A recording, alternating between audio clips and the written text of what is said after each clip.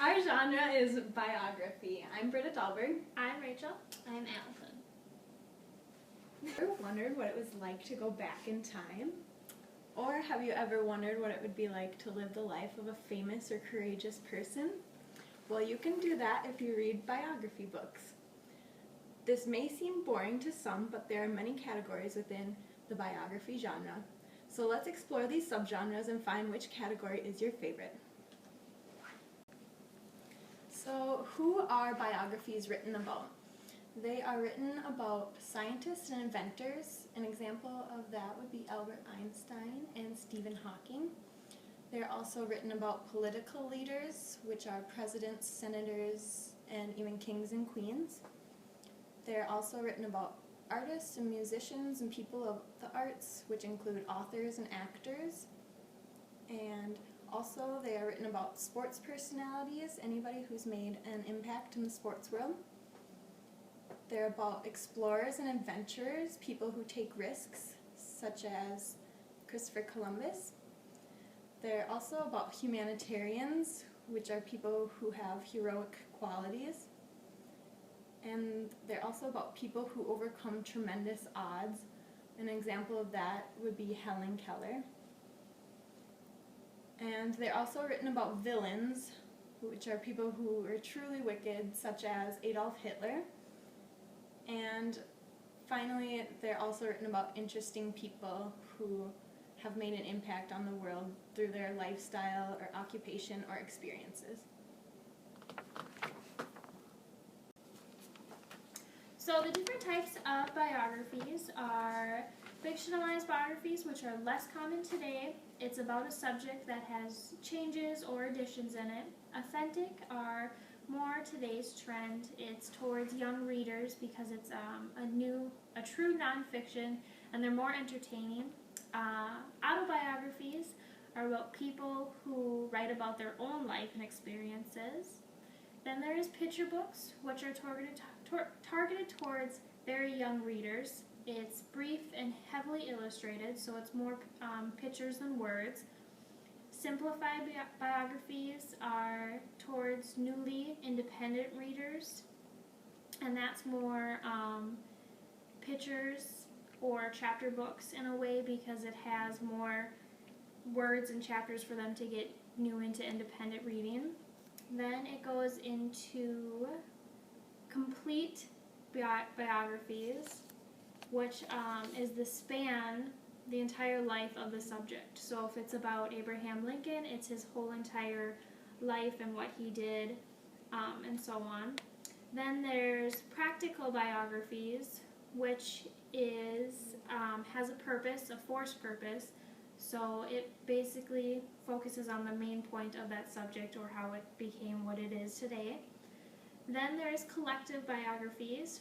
So that's a number of short biography pieces with common traits put together.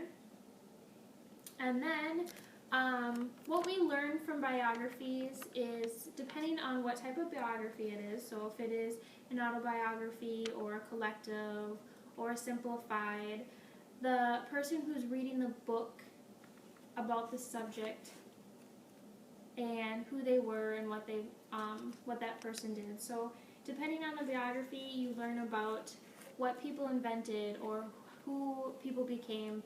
You learn about why Jackie Robinson is an important person in sports biographies, or what Abraham Lincoln did, or John F. Kennedy, or Helen Keller. You learn depending on the types of biographies. The third important thing about biographies is how to determine if a biography is a quality book. So one of the reasons is how much research the author puts into the biography, how authentic they are, how non-judgmental the author is about telling the story with whoever they're writing about, allowing the reader to make their own conclusions, engage the reader in the story, and then it's supposed to show a downfall and accomplishments evenly. What makes a good biography is there's actually a set of parameters, which is authenticity, accuracy, being objective and realism. Next, they're going to read you a book called Looking at Lincoln by Maria Kalman. So we'll be reading Looking at Lincoln by Maria Kalman. One day while walking through the park on my way to breakfast, I saw a very tall man. He reminded me of somebody, but I couldn't think who.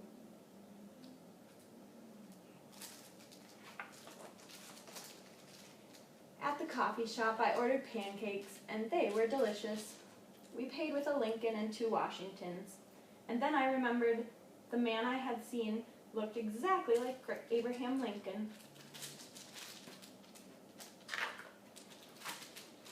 Abraham Lincoln, the 16th President of the United States.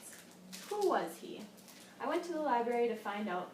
Abraham was such an amazing man that there were over 16,000 books written about him. I wanted to read them all, but I got lost in photos of his unusual face. I stared at one and I could look at him forever.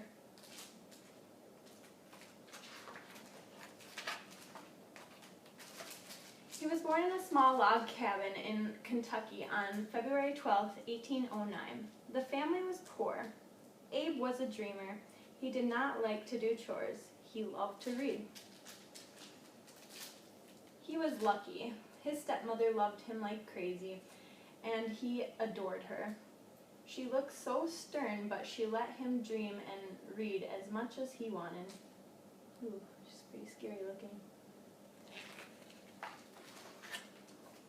He went to school for only 1 year, but he was curious and taught himself many things. They had hardly any supplies, and of course no electricity. Abraham spent many hours reading by the fire's glow.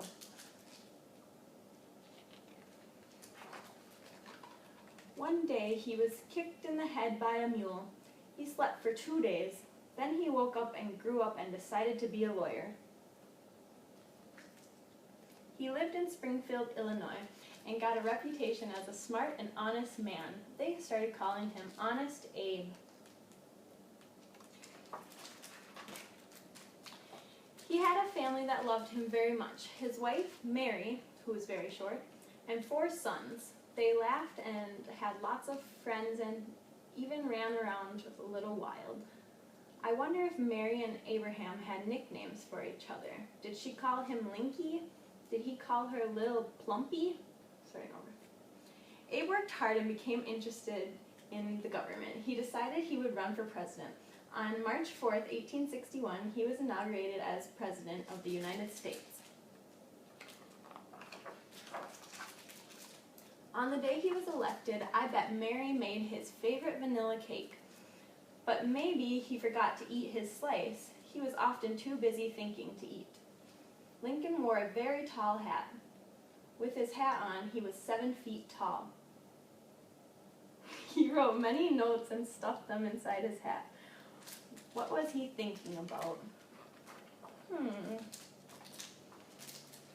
He was thinking about democracy, the Declaration of Independence and the Constitution, created by the 4 founders of his country. He was thinking about freedom and doing good for mankind. And maybe he was also thinking about getting a birthday present for his little son. Maybe a whistle or pickup sticks. What did he love?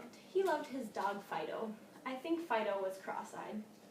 He loved apples. Cox orange pippins, white pippins, winesap, benoni. He always had an apple on his desk. He loved music. He loved Mozart, especially his opera, The Magic Flute. But mostly he loved people. His family, of course, but all people. And he wanted them to live well. He loved justice and truth. The country was in trouble and headed for war. After hundreds of years of slavery, people were saying enough. There were courageous people who fought for liberty, like Sojourner Truth, and Frederick Douglass, who had been a slave until he ran away to the north. Both of them met with Lincoln and spoke of the plight of slaves. Lincoln hated slavery and wrote to a friend, "If slavery is not wrong, nothing is wrong." During his presidency, he issued the Emancipation Proclamation, the first official step towards freeing millions of slaves. It was a difficult time to be a president. The southern states, the Confederacy, wanted their own country where slavery was allowed. Lincoln said, "No, we must stay one country." The northern states, the Union, believed the slavery should be abolished, and so they went to war. The Union soldier costume here. The soldier's name was Elmer Ifferman Ellsworth. Terrible things happened at war. The Civil War ground on. Lincoln went to Gettysburg, Pennsylvania, the site of a big battle. Thousands of soldiers were buried there, many with just a number on their grave. On that sad land, Lincoln gave one of history's greatest speeches, the Gettysburg Address. It was short, only 272 words, ending with, "Government of the people, by the people, for the people, shall not perish from the earth." The war finally ended in 1865. Almost 1 million people had been killed or wounded. The North had won. The people had suffered greatly, but now it was time to rejoice and start to rebuild the country, with Lincoln leading the way.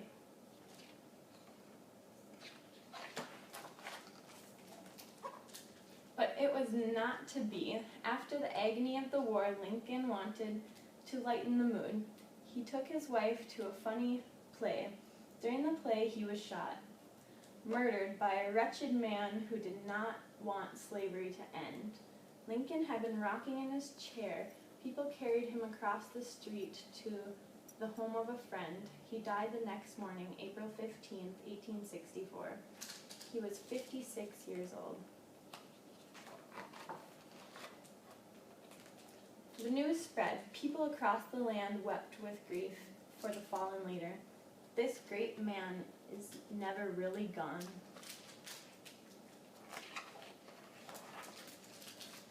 Abraham Lincoln will live forever, and if you go to Washington, D.C. in the spring, you can walk through the cherry blossoms and visit him. At his memorial, you can read the words he wrote near the end of the war. "With malice towards none, with charity for all." And you can look into his beautiful eyes. Just look. The Lincoln Memorial.